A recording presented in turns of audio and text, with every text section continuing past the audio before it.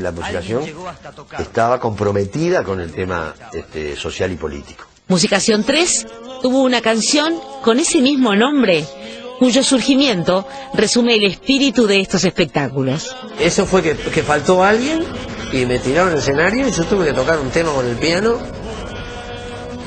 ¿Entendés? Que solo en ese contexto lo puedes entender. Nomás yo tenía 18, 19 años, era un guacho, improvisando, tocando algo, que en realidad yo creo que lo que aplaudían era la espontaneidad. Vuelve a esperar que salga el sol, vuelve.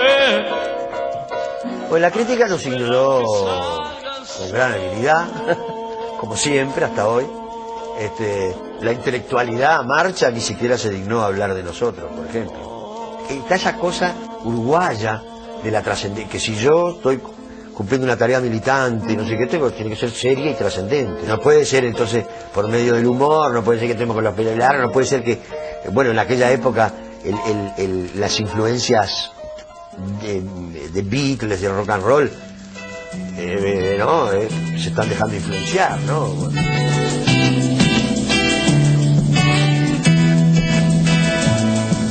El quinto, la trascendencia pública que tuvo en el momento de su existencia fue muy pequeña, era un público pequeñísimo de cueva, digamos. Los discos fueron posteriores y realmente tuvieron una venta muy exigua.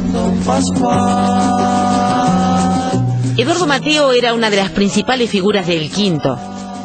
Luego de su separación, graba su primer disco solista en 1971, saliendo a la venta en 1973. Se convirtió en una figura de gran incidencia sobre los músicos, pero que en sí mismo no logró tener una adhesión del público muy importante hasta el fin de su vida.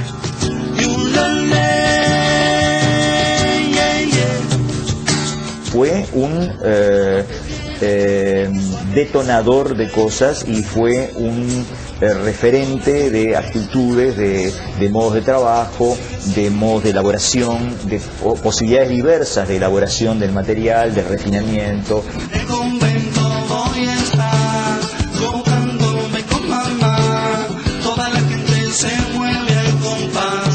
A través de la influencia de la música brasileña, de la utilización del humor, del valor fonético de las sílabas y un modo muy particular de emitir la voz, se convirtió en un referente para varias generaciones de músicos.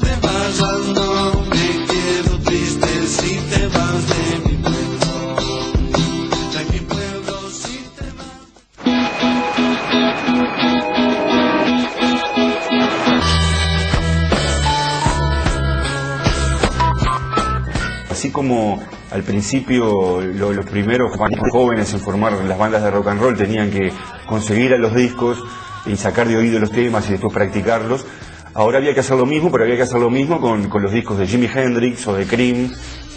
Nuevamente no había profesores ni videos ni partituras que enseñaran a tocar eso.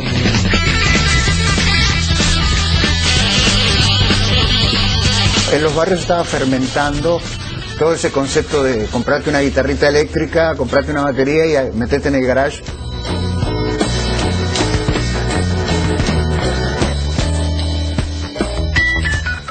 Nosotros éramos el rock and roll. La movida la hacíamos nosotros, la creábamos nosotros. Las influencias eran ese tipo de grupos, marcadamente en la zona experimental y de ejecución y de virtuosismo también de alguna manera en la forma de ejecutar de los músicos. Dentro del movimiento de rock uruguayo yo creo que se pueden distinguir dos grandes corrientes, ¿no?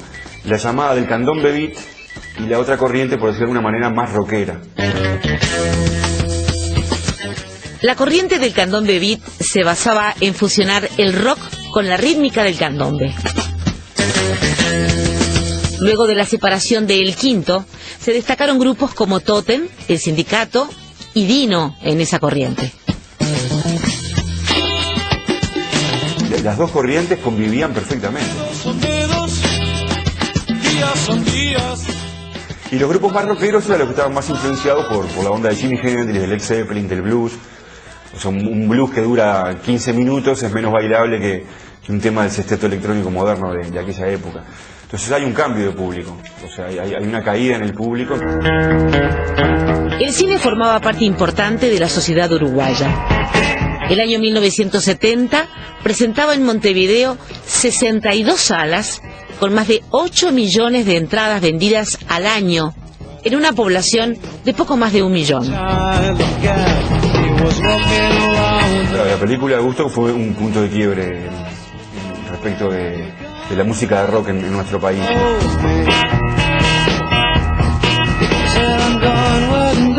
También el único contacto que teníamos no existía como ahora el videoclip. Me acuerdo que me decían, flaco, sentate, porque estaba parado toda la película. Porque cada vez que aparecía uno de mis ídolos me paraba, era como un movimiento reflejo. Montones de músicos cuentan que de repente la noche del estreno en el cine 18 de julio de la película Gusto habían tenido la suerte de conseguir su primer toque, por ejemplo en un cumpleaños de 15, y que en realidad estaban recontra amargados porque no podían ir a ver la película, aunque después la terminaron viendo como 10 veces.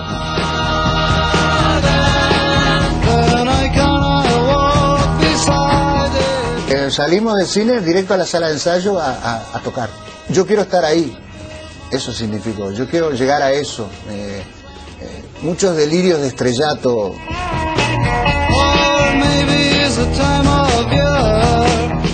Woodstock fue la película que se encargó de difundir a la cultura hippie surgida en San Francisco. La filosofía hippie predicaba la paz, el amor y la libertad como valores esenciales. El músico Jorge Barral era una de las personalidades identificadas con ese movimiento. Para nosotros creo que lo que uno tuviera, es decir, a nivel material, ¿no?, era insignificante. Vos todavía podías seguir todos los códigos, digamos, tradicionales, hacer tu carrera, pero el sábado ibas con el conjuntito al baile del sábado y después el lunes de vuelta a continuar con otra rutina. Esto era al revés, olvídate de la rutina, olvídate de todos los códigos tradicionales y vas a empezar a vivir un estilo de vida nuevo y si te gusta tocar, bueno, tocás.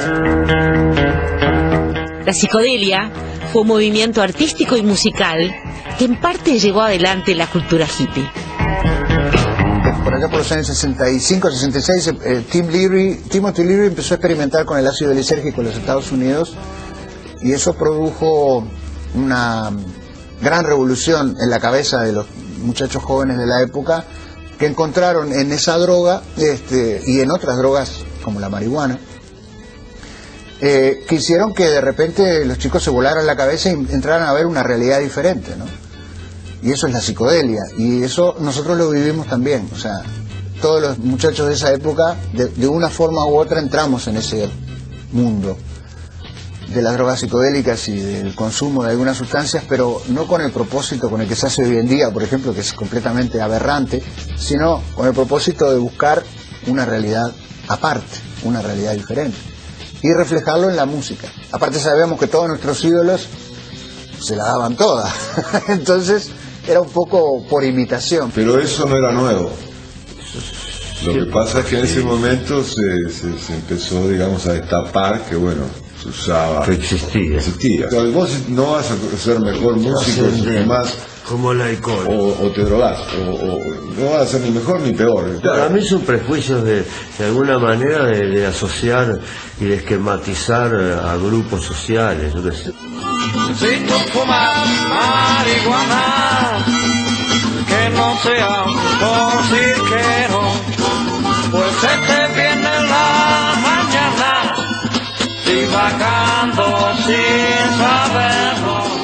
Es parte de la cultura. Digo, que eso sea con fines de que nosotros lo hiciéramos, por ejemplo, que nos fumáramos un porro para componer tal tema, no, eso no era así, o sea, eso estaba ahí o no estaba, no era importante.